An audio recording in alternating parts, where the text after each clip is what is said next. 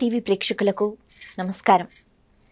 మాఘమాసం అంటేనే ఇది చాలా ముఖ్యమైన పుణ్యతిథులు ఈ మాసంలో ఎక్కువగా మనకి కనిపిస్తూ ఉంటాయి. ఈ క్రమంలోనే మనకి రథసప్తమి, అలాగే శ్రీ పంచమి. మాఘమాసం అంటే ఉత్తరాయణ పుణ్యకాలం ప్రవేశించిన తర్వాత సూర్యుడు ఉత్తర దిక్కుకు తన రథాన్ని తిప్పి ఉంచటం, అంటే మరింతగా సూర్యుని యొక్క ప్రతాపము, ఆ ప్రాణశక్తి ఏదైతే ఆ కిరణాలలో ఉంటుందో అది మనందరిపై ఉండటము, దీనివల్ల మరింత ఉత్సాహంతో మనం పనులు చేయగలగడము, ఇవన్నీ కనిపిస్తూ ఉంటాయి. అందుకే ఎక్కువగా శుభకార్యాలు ఈ మాసంలోనే ఉంటూ ఉంటాయి. అలాగే ఉత్తరాయణ పుణ్యకాలము ఈ మాసం కోసం, లేకపోతే ఈ గడియల కోసం, ఈ తిథి కోసం ఎదురు చూస్తూ శారీరకంగా మానసికంగా ఎన్నో బాధలను అనుభవించి భీష్మ పితామహులు భీష్మాచార్యులు వారు అంపశయ్య మీద అలాగ నొప్పిని భరిస్తూ దక్షిణాయనంలో నేను వెళ్ళిపోకూడదు, ఉత్తరాయణంలోనే నేను వెళ్ళిపోవాలి అని ఆయన నిర్ణయించుకుని ఉండిపోయారు. ఆయనకి స్వచ్ఛంద మరణం అనే ఒక వరం ఉంది కదా, ఆయన ఎప్పుడు కోరుకుంటే అప్పుడు మరణం వస్తుంది. అంతవరకు ఆయన్ని మృత్యువు తాకలేదు. ఆయన ఏ పరిస్థితిలో ఉన్నా, లేకపోతే అన్ని బాణాలు గుచ్చుకున్న తర్వాత ఒక అంపశయ అన్నది ఏర్పాటు చేసి బాణాలతో దానిపైన భీష్మాచార్యులు వారు ఉన్నారు అంటే మనం ఊహించుకుంటే, లేకపోతే కొన్ని చిత్రపటాల్లో ఆ చిత్రాలు చూస్తూ ఉంటే అది నిజంగా సాధ్యమా అని అనిపిస్తుంది. వేరే వాళ్ళకి అది సాధ్యం కాదుగా.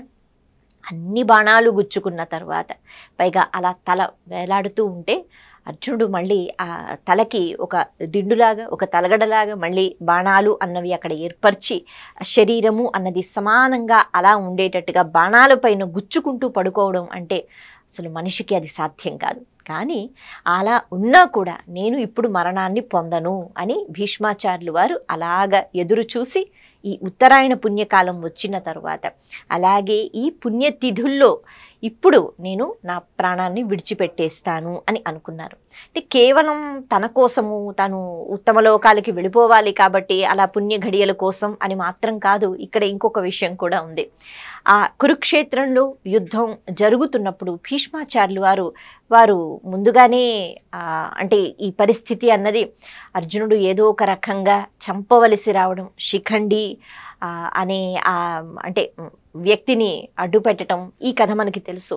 మరి అలా తాను వెళ్ళిపోయిన తర్వాత ఇంకా యుద్ధము అన్నది పూర్తవ్వలేదు కదా. మరి యుద్ధం అంతా పూర్తవ్వాలి, ధర్మం ఏ రకంగా గెలిచింది ఆయన చూడాలి. కురువంశాన్ని ఎప్పుడూ నేను రక్షిస్తూనే ఉంటాను, నేనెప్పుడు చాలా జాగ్రత్తగా చూసుకుంటాను అనే మాట ఇస్తారు. సాధారణంగా బ్రహ్మచారి అన్నవారు అంటే గృహస్థ ఆశ్రమంలోకి నేను వెళ్ళను అని ఎవరైతే నిర్ణయం తీసుకుంటారో, ఈ యుగంలో కాదు అప్పుడు ఆ యుగంలో, ఆ ద్వాపర యుగంలో ఎవరైతే అలా భార్య వద్దు, లేకపోతే పిల్లలు వద్దు, నాకు ఈ సంసార సాగరంలో నేను వెళ్ళను అని నిర్ణయం తీసుకుంటారో అలాంటి వాళ్ళు సన్యాసాన్ని స్వీకరిస్తారు. వాళ్ళు పూర్తిగా ఆశ్రమాన్ని మార్చుకుంటారు, లేకపోతే హాయిగా అడవులకి వెళ్ళిపోతారు. అక్కడ స్వేచ్ఛగా అలా హాయిగా బ్రతుకుతూ భగవంతుడిని స్మరించుకుంటూ, లేకపోతే ఆ వాతావరణంలో ప్రశాంతంగా ఉంటూ ఇంకా ఎటువంటి బరువు బాధ్యతలు ఉండవు కాబట్టి అలా వెళ్ళిపోతారు. కానీ భీష్మాచార్యులు వారికి ఉన్న ప్రత్యేకత ఏమిటి అంటే, తాను భీష్మించుకుని ఆ ప్రతిజ్ఞ చేసిన తర్వాత, అంటే నేను ఎప్పుడు వివాహం చేసుకోను అని ఒక ప్రతిజ్ఞ చేసిన తర్వాత ఆ ప్రతిజ్ఞకు నిలబడేటట్టుగా ఉంటాను అనే కాకుండా, అలా ఆ కురు వంశాన్ని ఎప్పుడూ నేను కాపాడుతూ ఉంటాను, ఎప్పుడూ నేను బాధ్యత తీసుకుంటాను, నా ముందు తరాల వాళ్ళని కూడా నేను ఉద్ధరింపచేసేటట్టుగా నేను ఉంటాను అని ఆయన చెప్పారు. ఇది నిజంగా చాలా కష్టం. అందుకని అటు సన్యాస ఆశ్రమానికి వెళ్లకుండా, ఇదే ఆశ్రమంలో గృహస్థాశ్రమాన్ని స్వీకరించకుండా ఆ రాజ్యంలోనే ఉంటూ తన తర్వాత తరము, అలాగే మనవలు వాళ్ళని చూసుకోవటం అన్నీ కూడా చాలా కష్టమైన పరిస్థితి. అయితే ఎప్పుడూ హాయిగా ఆనందంగా ఉన్నారు అన్నది లేదు. భీష్మాచార్యులు వారి చరిత్ర గురించి మనం మాట్లాడుకుంటే అది ఎంతసేపు అయినా చెప్పుకోవచ్చు. ఈరోజు మనం భీష్మ అష్టమి గురించి మాట్లాడుకుంటున్నాం కాబట్టి కొద్దిగా మనం ఈ విషయాల గురించి చెప్పుకుంటున్నాం అనమాట. అందుకని వారి గురించి ఎంత చెప్పుకున్నా తక్కువే. అటువంటి వారు స్వచ్ఛంద మరణం అనే వరం ఉంది. ఆయనకి 2 వరాలు తండ్రి గారు ఇస్తారు. ఒక వరం ఏమిటి అంటే, ఆయన చేతుల్లో ధనస్సు అలాగే బాణాలు ఉన్నంత వరకు ఆయన్ని ఎవ్వరూ పడగొట్టలేరు, ఆయన్ని ఎవ్వరూ చంపలేరు. ఎన్ని బాణాలు వేసుకున్నా. ఇంకొక వరం ఏమిటి అంటే తాను ఎప్పుడు అనుకుంటాడో అప్పుడే ప్రాణాన్ని విడిచిపెట్టగలడు. మరి ఈ 2 వరాలు పొందినవారు నిజంగా ఇన్ని బాధ్యతలు నాకు అవసరమా? ఈ కౌరవులేమిటి, మళ్ళీ ఇప్పుడు ఈ పాండవులేమిటి, వీళ్ళకి ఉన్న కష్టాలను తీర్చలేను, అలాగని కౌరవుల్ని విడిచిపెట్టి ఉండలేను అంటే బాధ్యత తీసుకున్నారు కాబట్టి కురువంశాన్ని నిలబెట్టాలి కాబట్టి కౌరవులతోనే ఉన్నారు. కానీ ఆయన ఇప్పుడు ధర్మపక్షపాతి, ధర్మమే గెలవాలి అని అనుకుంటున్న పరిస్థితుల్లో కూడా కౌరవుల్ని విడిచిపెట్టలేదు. కారణం ఏమిటి అంటే వాడిని విడిచిపెట్టకూడదు. మరి అటువంటి ప్రతిజ్ఞ అన్నది చేశారు కదా, ఈ కురువంశాన్ని నేను చూసుకుంటాను అని అన్నారు. అందుకని కౌరవులు కూడా బయట వాళ్ళు కారు, తన మనవలే. ఇలా ఉంటూ ఆ బాధలన్నీ భరిస్తూ ఒక్కొక్కసారి ఎన్నో అవమానాలు భరిస్తూ మనం అనుకుంటూ ఉంటాం ఒక్కొక్కసారి నాకెందుకు ఈ జీవితం, ఇన్ని కష్టాలు వస్తున్నాయి కదా అని వెళ్ళిపోవాలి అని అనుకుంటూ ఉంటాం వెంటనే. అలా అనుకున్నట్లయితే భీష్మాచార్యులు వారు ఎప్పుడో ఆనందంగా వెళ్ళిపోవచ్చు. నాకొద్దు ఈ గొడవలు, మీరు ఎలా కొట్టుకుంటారో కొట్టుకోండి, ఎవరు గెలుస్తారో వాళ్ళు రాజ్యాన్ని అనుభవించండి, వేరే వాళ్ళు ఇంకా మీ మీ మీ కర్మ అంతే, మీరు చేసుకున్న అంటే కర్మల యొక్క ఫలితాలు అని విడిచిపెట్టి వెళ్ళిపోవచ్చు. కానీ ఆ వయసులో కూడా అంత కష్టపడి తాను నేను ఉంటాను, నేను చూసుకోవాలి అని ఎప్పుడు నేను ఇప్పుడు వెళ్ళిపోవాలి అని కోరుకోలేదు. అలా ఆయన కోరుకుని ఉంటే గనక ఆయన ఎప్పుడు అనుకుంటారో అప్పుడు వెళ్ళిపోవచ్చు. అప్పుడు ఆయనకి మరణం సంభవిస్తుంది. ఇలాంటి అద్భుతమైన వరం మనిషి అన్నవాడికి ఎవరికీ ఉండదు, కానీ భీష్మాచార్యులు వారికి మాత్రమే ఉంది. అలాగే భీష్మాచార్యులు వారు మాత్రమే ఇలా ఆలోచిస్తూ అంటే చిన్న చిన్న కష్టాలకి కూడా మనం ఎందుకు ఈ జీవితం అని అనుకుంటూ ఉంటాం. మహాభారతంలో ప్రతి ఒక్క పర్వంలో ప్రతి ఒక్క సందర్భంలో నేర్చుకోవలసినది ఎంతో ఉంటుంది. అందుకే మహాభారతాన్ని పంచమ వేదం అని అన్నారు. ఒక వేదాన్ని తీసుకుని చదువుకోగలిగితే తెలుసుకోగలిగితే ఎన్నో విషయాలు అర్థమవుతాయి కదా, అలా అందుకని పంచమ వేదం అన్నారు. 4 వేదాల తర్వాత ఇది ఒక వేదం లాంటిది. అందుకే ఇక్కడ భీష్మాచార్యులు వారి యొక్క ఈ చరిత్ర మనకేం చెప్తోంది అంటే ప్రతి చిన్న అంటే ఏదైనా కష్టం వచ్చినా ఏదైనా ఇది వచ్చినా ఇంతేనా నా జీవితం అని కుంగిపోకుండా ఇంకా అడుగులు ముందుకు వేస్తూ ఉండాలి అన్నది భీష్మాచార్యులు వారు జీవితాన్ని పూర్తిగా అనుభవించి, అది కూడా ఆనందదాయకమైన జీవితం కాదు మనకి తెలుసు. మరి అటువంటి జీవితాన్ని అనుభవిస్తూ అక్కడ నేను నా కర్తవ్యాన్ని నిర్వర్తిస్తున్నానా లేదా, ధర్మపాలన చేస్తున్నానా లేదా అన్నది ఆయన చూస్తూ ఉండేవారు.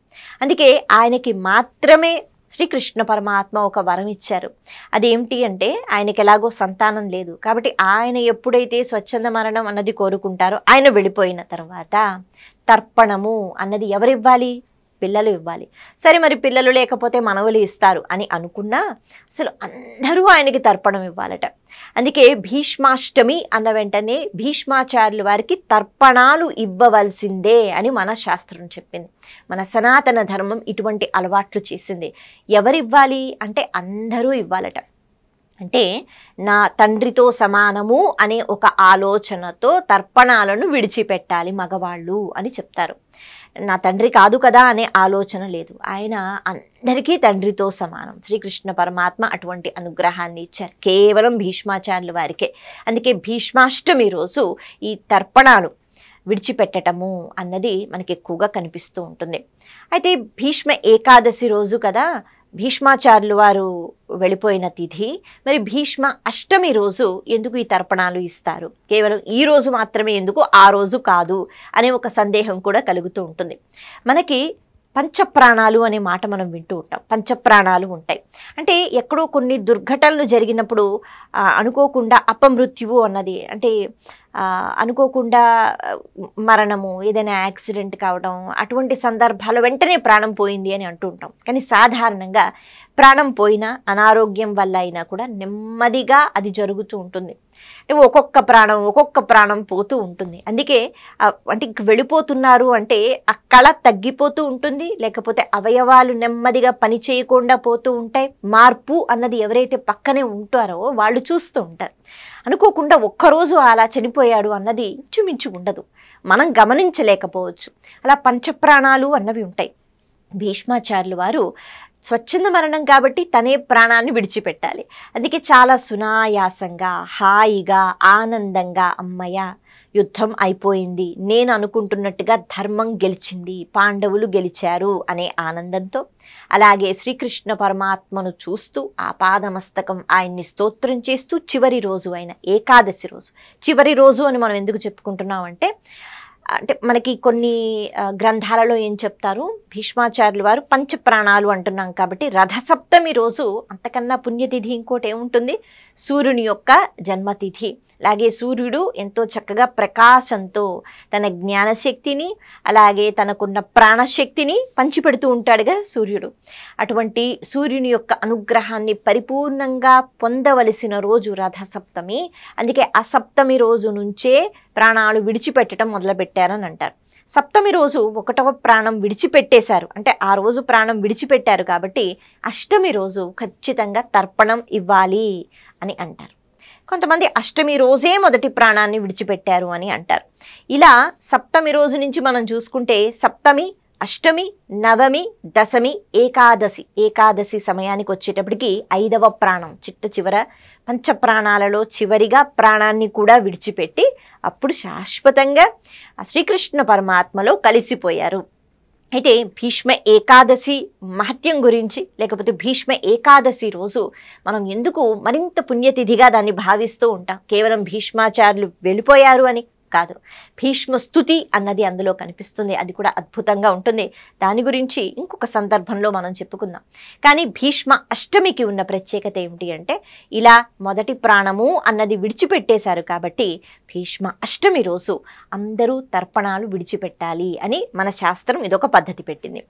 అయితే దీనికి సంబంధించి ఇంకొక మాట కూడా మనకు వినిపిస్తూ ఉంటుంది. ఇలా ఎవరైతే భీష్మాష్టమి రోజు తర్పణాలను విడిచిపెడతారో భీష్మాచార్యులు వారిని తలుచుకుంటూ అంటే కృతజ్ఞతా భావనతో, ఎందుకు అంటే ఆయన ధర్మాన్ని చెప్పలేదు, ఆయన ధర్మాన్ని చెప్తూ పాటించారు. ఎన్నో కష్టాలు వచ్చినా ఆ బ్రహ్మచర్యం దీక్ష ఏదైతే పట్టారో దాన్ని ఎప్పుడూ విడిచిపెట్టలేదు, కురువంశాన్ని ఎప్పుడూ విడిచిపెట్టలేదు. ధర్మం గెలిచేటట్టుగానే ఆయన ఆలోచనలు ఉంటూ ఉండేవి. అందుకనే అలా ధర్మాత్ముడు, మహావీరుడు, ఇక చెప్పాలి అంటే ఆ రాజ్య పరిపాలనను ఆయనకి తెలిసినంత రాజ్య నీతి ఏదైతే ఉందో అది ఎవరికీ తెలియదు.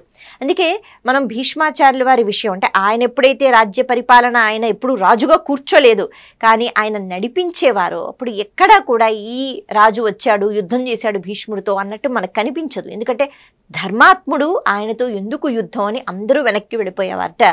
ఆయనతో వైరం పెట్టుకుని ఎలాగైనా ఓడించాలి అనే భావన చూపించి ఎవరికీ ఉండేది కాదు. అటువంటి మహాపురుషుడికి తర్పణం ఇస్తే 2 లాభాలు పొందుతారు అని చెప్తూ ఉంటారు.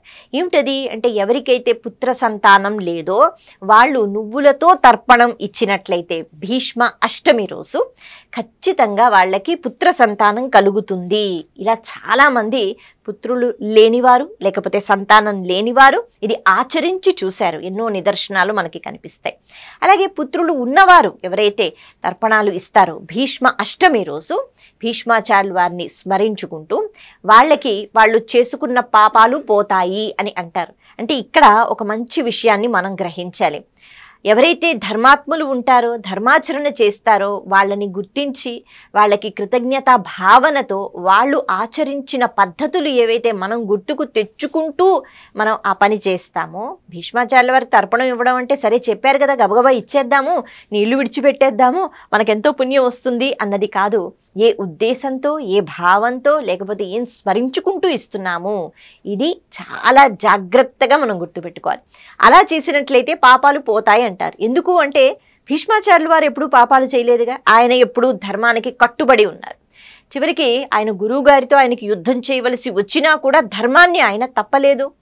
అందుకని అటువంటి ధర్మాత్ముడికి తర్పణం ఇస్తున్నాము అంటే ఆ ధర్మాత్ముడిని స్మరించుకుంటున్నాము అంటే ఆ ధర్మాత్ముడు పాటించినట్టుగా ధర్మాన్ని పాటించడం కలియుగంలో మనకి చాలా కష్టం.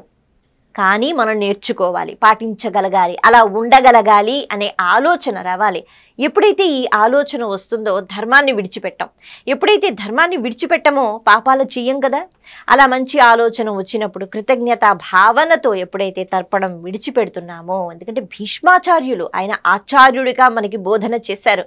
ఆయన మనకి విష్ణు సహస్రనామ స్తోత్రాలను ఇచ్చారు.